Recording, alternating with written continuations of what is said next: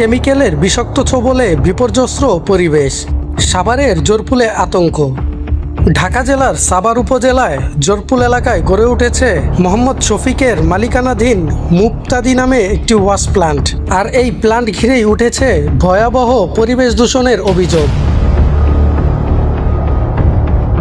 সরজমিনে দেখা গেছে প্ল্যান্টে ব্যবহৃত কেমিক্যালযুক্ত ওয়াশ করা পানি সরাসরি ফেলে দেওয়া হচ্ছে আশেপাশের ফসলি জমিতে, যার কারণে ক্ষতিগ্রস্ত হচ্ছে কৃষি জমি, নষ্ট হচ্ছে মাটির স্বাভাবিক গুণাগুণ।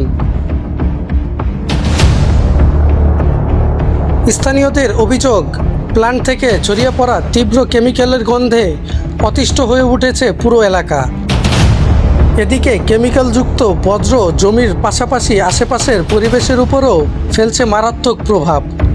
দিন দিন বেড়েছে দূষণের মাত্রা, হুমকির মুখে পড়েছে পরিবেশের ভারসাম্য।